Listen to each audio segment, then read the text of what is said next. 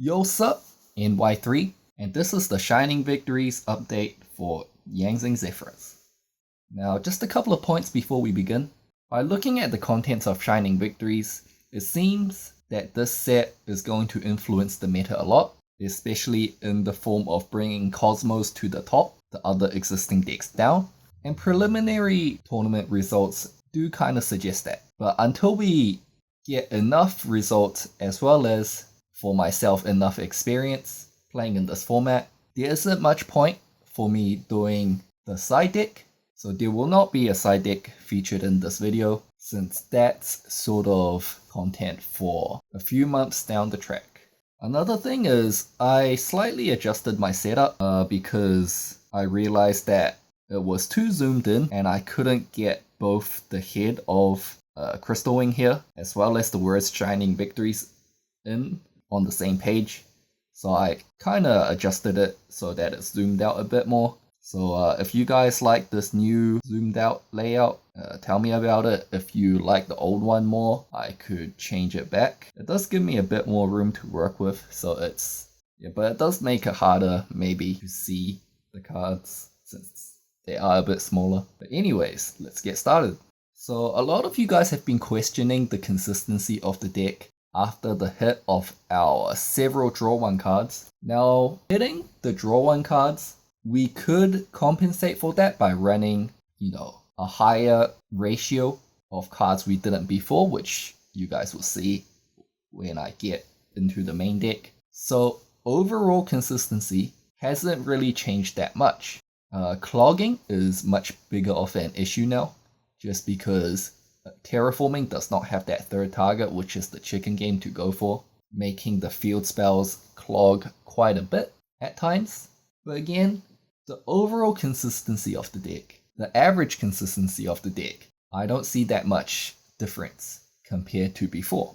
But the main difference that I do see now is the increased variance around the average. So long story short, although your combo chances are roughly the same as before, you're going to see a lot of variation in the performance of the deck in the short run, even though in the long run it averages out to be the same. But anyways, on to the deck. So the tuner lineup is still maxed out at 6. Not much explaining needed to be done here. Chi-Win is much better than before, which I will show in a combo at the end of the video. The non-tuners is still at 7.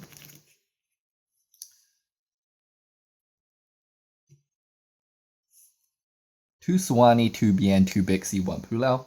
It's fairly likely I will cut a card, which I will show later on for the 8th non-tuner.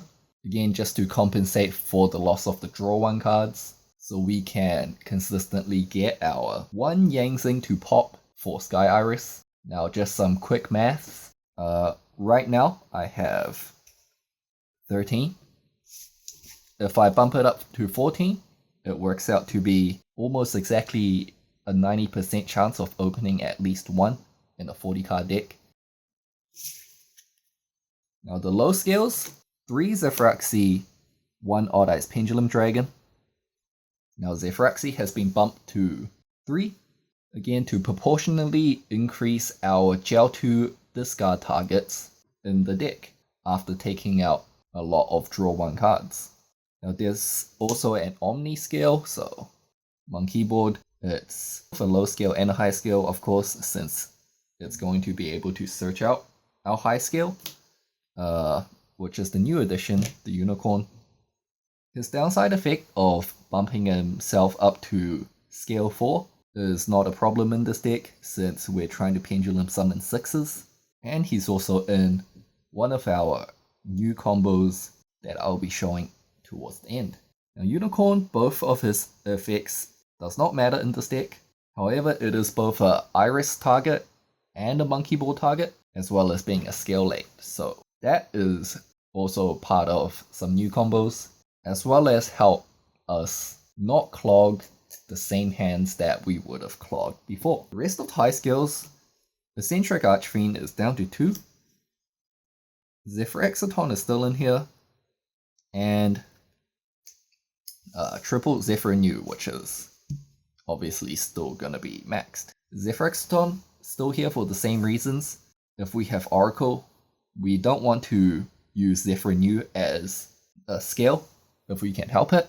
So Zefra is there to act as the scale so that we can put Zefra on the board. Now Eccentric, it clogs like it does.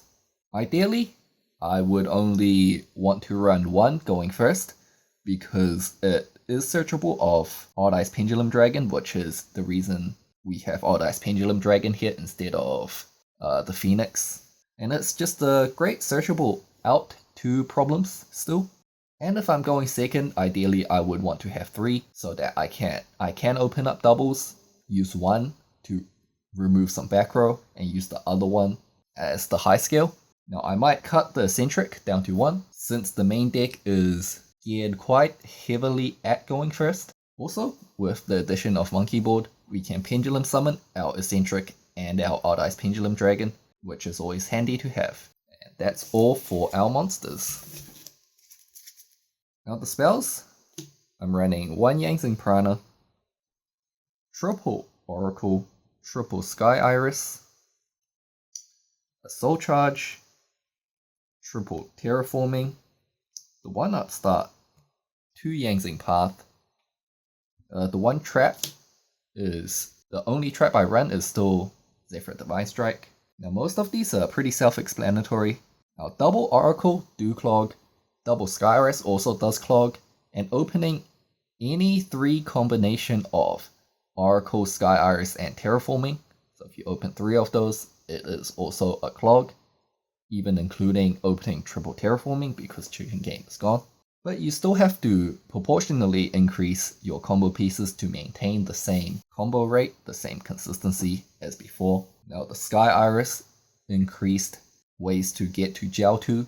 So the +1 Sky Iris increased the ways of us getting to Jiao-Tu from 8 to 9. Before we didn't really need 9. Before, although having 9 was slightly better than 8, I ran 8 before to minimize clog, since the deck was good enough to do that. 3 Oracle.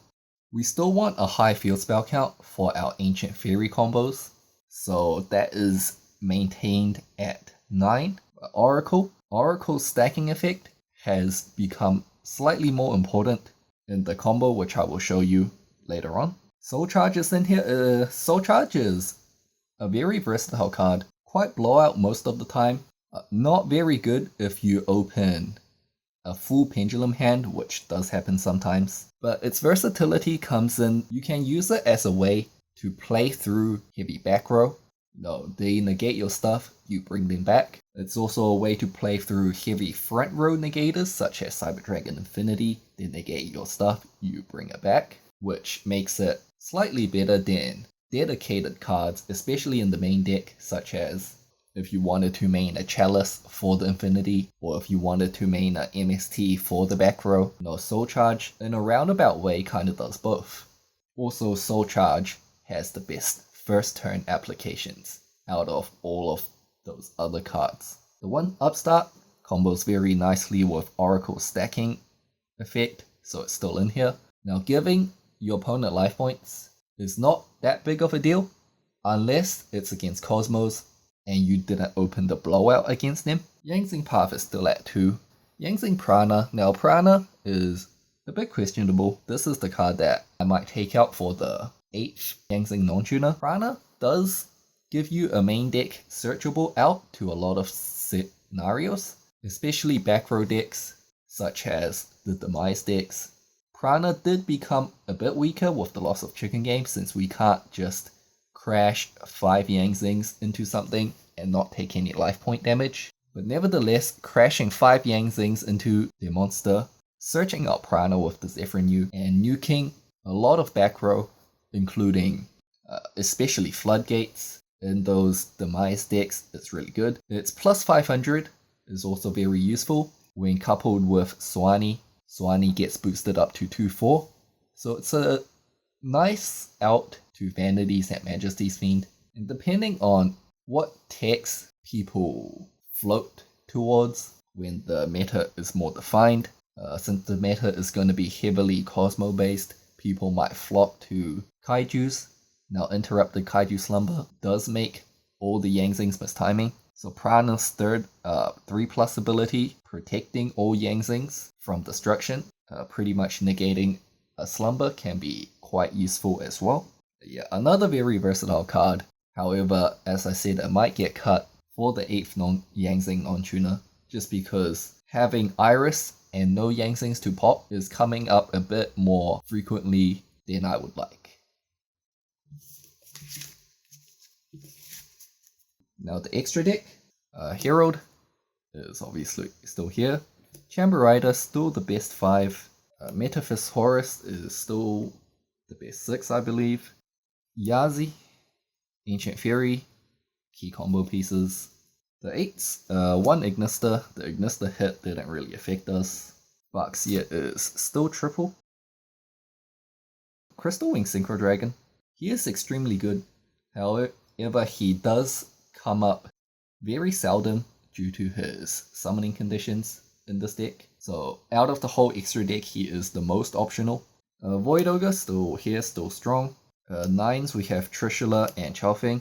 Alcei. Now Alcei is main decked since he is part of one of the newer combos. And Felgrand has been cut for Hope Harbinger. Now Felgrand is definitely better sometimes, and by sometimes I mean about 10% of the times compared to Hope Harbinger. I mean, if I had the space I would run both, but since I don't, it's obvious that Harbinger is better in more scenarios than Felgrand. Now back to the Crystal Wing, this would be the one to cut if you want to run some of the old favorites, for example Colossal Fighter, if you want to OTK through Max C, although it became slightly harder since you don't have infinite life points due to Chicken Game being around. Some other old favorites include the second Yazi or the Meteor Burst Dragon, very good options. Some of the more recent synchros that came out, which I think are very good in this deck. These include the Stardust Charge Warrior. Now Stardust Charge Warrior, if you summon it, Zefraxiton or a Zefraxi while Oracle is up, you can immediately draw what you stack for Oracle. So that's a pretty neat interaction. High Speed Roy Puzzle is another good synchro that just came out. His effect allows you to pretty much run over any special summon monster. So a very good option. I think even better than Armory Arm in most cases for running over towers like cards such as Ultimate Falcon or Great Magnus. Of course you could also side it when you do encounter those decks. But that has been the Shining Victories update, and I'll see you in the combo section. So the first combo is going to be sort of like a logistics combo, which helps with our clogs, as well as make main decking or side decking staples much easier. And that is the 3-card Wombo combo. So the other 2 cards in your hand can be, or 3 if you're going second, can be irrelevant cards that you unfortunately clogged with, or it could be, staples such as Solemn Strikes or other good traps or maybe spells. They can be ran now with much more safety than before because of this new 3-card combo. If you're going second and you needed to clear back row, the other 3 cards could be a Twin Twister, something to discard, and an MST, and this utilizes some of our new additions. So to start this combo, we're going to Oracle, grab our other discard target, normal summon the Jiaotu, discard our 2 Yangzings, summon Zefra and Chiwen. We're going to Synchro Summon for Baxia. Baxia is going to destroy our Chiwen, summoning Jiaotu, and Chiwen summons Zefra from the deck. We're going to Synchro Summon for our second Baxia. Here, Oracle Zefra is going to stack to the top of our deck our Monkey Board. Next up, Baxia is going to destroy the Oracle to bring Jiaotu back. We overlay both Baxias for Alcei, the Sylvan High Protector. Alcei is going to go ahead and call Monkey Board, and we can add that to our hand.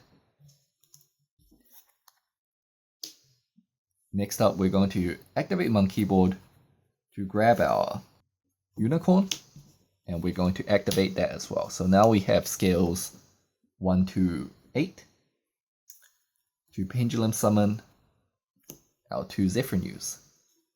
And Zefra is going to go ahead and grab the Divine Strike as always. If we are going first, we're just going to go ahead and set that. Synchro Summon. Again, it depends how much you like your scales and what your other cards are. You can either go for Void Ogre straight away or go for Baxia for more field presence. Baxia is going to pop one of our scales. I prefer Monkey Board over the Unicorn because Unicorn being level 1 means there's absolutely no chance of you Pendulum Summoning it.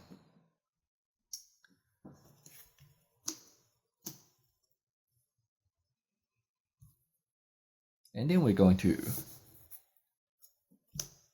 Synchro Summon for our Void Ogre. Now, we did sacrifice 1 negate because we had to make Alcei. At the same time, keep in mind that we also conserved 2 cards. So normally the 5 card combo, we would have a Titanic Galaxy instead of Alcei, giving us a total of 3 negates for 5 cards. Here we only used 3 cards and got Void Ogre Divine Strike for 2 negates. And we still have 2 cards in our hands. So these could be powerhouse traps such as Divine Strike. These could be sided floodgates such as Mask of Restrict, which we can, go ahead and set them ideally. Now, instead of searching our Divine Strike, if this was going in second, and ideally the rest of our hands were back row removal or front row removal or baits, and we wanted to OTK them, so instead of searching the Divine Strike at the point where we Pendulum Summoned our Zefra, we can go ahead and search our Yangzing Prana, which is going to give our Baxia the 500 boost to get us to 8,100 damage instead of 7,600. So the next combo I'm going to show you is the fabled Four-negates combo. Now this combo has always existed, it's just that because Crystal Wing Synchro Dragon did not exist, there wasn't really a level 8 synchro that was worth making. I mean, you could make Stardust, it does negate some things, but it wasn't really worth it just to run it for these sort of hands, which happen very seldomly. At one point I was making the Omega to get 1 card out of their hands as well, which is alright, but not as good as having 4 hard negates on the field. So this combo is a modification of the 4 Yangzing 1 scale combo. Now the reason this comes out very seldomly is the 2 ways to do it is either hard open the Jiaotu and the Chiwen. Jiaotu cannot be searched through Sky Iris for this to work, or if you search the Jiaotu through Sky Iris, you would have to open double Chiwen instead.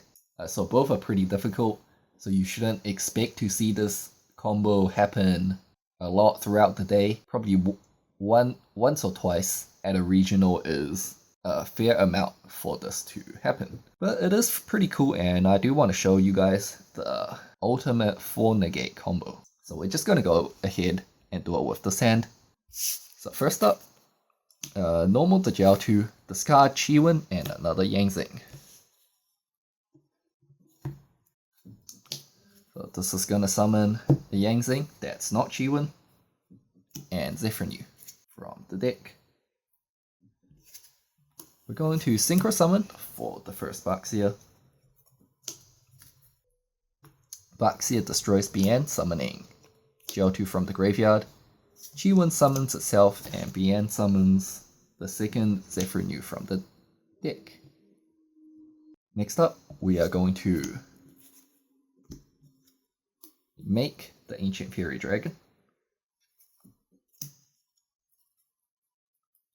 We're going to activate Oracle and search our first scale. Now here I like to go for the high scale, since Ancient Fairy Dragon is going to pop our Oracle and grab our Sky Iris.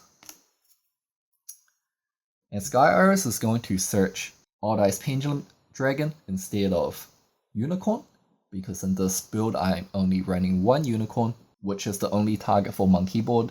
So to keep the Monkey Board alive as long as possible, I would search the high scale of Oracle and the low scale of Sky Iris instead of the other way around. So we're going to activate Sky Iris. Ancient Fairy Dragon's effect to special summon a monster from our hand. We're going to special summon the remaining Yang Zing. Iris will pop, pull out in this case, and that will grab us our low scale. Pull out is going to trigger special summoning Chi1 from our deck. We're going to synchro Ancient Fairy and Chi1 for Crystal Wing Synchro Dragon. So that's our first negator. And the setup scales, pendulum summon both Zefra. Zefra grabs us the Divine Strike, which is our second negate. Synchro summon for the second Baxia. Now the good thing about Wavering Ice being banned is we can keep our scales up with nothing to fear now. But regardless, we can pop anything we want. We could pop our Iris or our scales. I'm just going to go with the scales in this example. So Baxia pop Zefrexaton, specials Jiaotu from the grave. Next up, we are going to synchro summon for Void Ogre Dragon, which is our third negate. And finally, overlay our two Baxias for number 38, which is our fourth negate. So that's the combo.